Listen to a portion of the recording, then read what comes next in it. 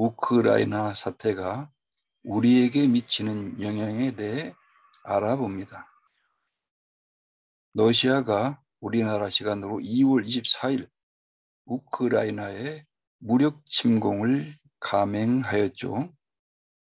우선 우크라이나의 역사를 살펴보면 8세기경 키예프 공국으로 출발하였으나 13세기에는 240년간 몽골 지배를, 나중에는 폴란드 지배를 받다가 17세기에는 러시아로 합병되었습니다.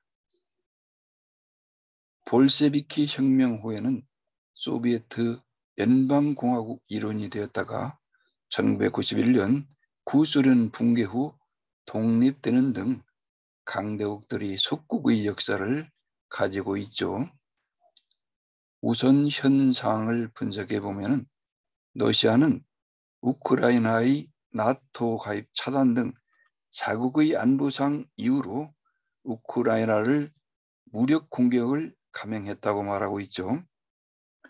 근본 푸틴의 모험은 우크라이나의 나토 가입을 일단 차단하는 효과를 달성하였고, 러시아가 우크라이나 수도 키예프 장악에 성공을 한다면 푸틴은 미국과 협상에서 상당히 유리한 고지를 확보할 것으로 보입니다. 그러나 러시아는 열세한 군사력에도 불구하고 강력한 우크라이나의 저항과 근본 사태로 인하여 외부적으로는 미국 등 해외로부터 침략국으로 낙인 찍혔고, 내부적으로는 러시아 곳곳에서 반전 시위 등을 초래하였습니다.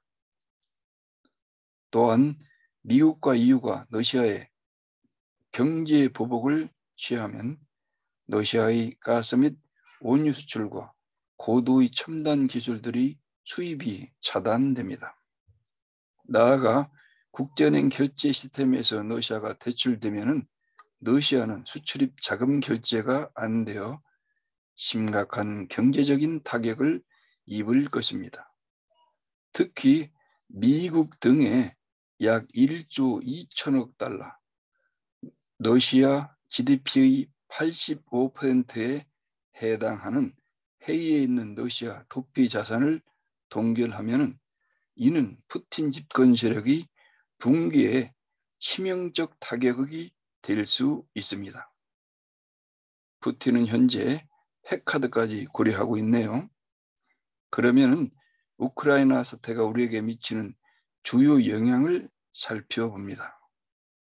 우선 경제적으로 국제 유가 상승의 영향을 크게 받는다는 것입니다. 러시아는 가스 수출 세계 1위, 원유 수출은 세계 3위입니다. 유가 수입 의존도가 큰 우리나라는 유가 상승은 물가 상승으로 이어지며 가뜩이나 코로나로 인해 어려운 경제에 국민 부담이 더욱 가중될 것입니다. 둘째, 수출 감소와 희귀광물 수입 제한 우려입니다. 우리나라와 러시아, 우크라이나 간 무력 거래는 전체량의 1.1%에 이릅니다. 러시아는 우리나라 10대 무역국으로 대러시아 수출이 감소되며 특히 러시아 현지 전자업계와 자동차 등 우리나라 기업이 타격이 클 것입니다. 우리나라의 희귀광물 2천여 품목 중 러시아는 43개 품목, 우크라이나는 4개 품목으로 전체 품목의 1.9%를 차지합니다. 세 번째로는 북한 핵 문제 해결에 악영향을 미칠 수 있다는 것입니다. 세계 핵보유 3위인 우크라이나는 미국과 러시아 등이 우크라이나 안보를 보장해 준다는 것을 믿고 1994년 약 1,800여 개의 핵을 폐기했는데 미국과 러시아는 안보 보장 약속을 해주지 않았으며 러시아는 도리어 우크라이나를 침공하였습니다. 핵을 폐기한 우크라이나의 피눈물은 북한의 핵 포기를 더욱 어렵게 만들 것입니다. 우크라이나 사태가 우리에게 주는 교훈은 무엇보다도 군사동맹의 중요성입니다.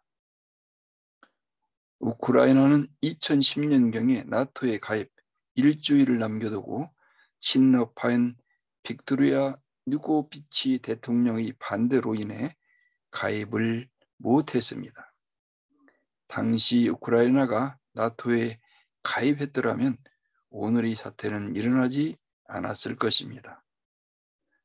오늘날 우리나라에 주한미군과 한미 군사 동맹이 없다면 우리나라에서도 우크라이나와 같은 유사한 상황이 발생될 수 있다는 불안감 속에서 살아가야 할 것입니다.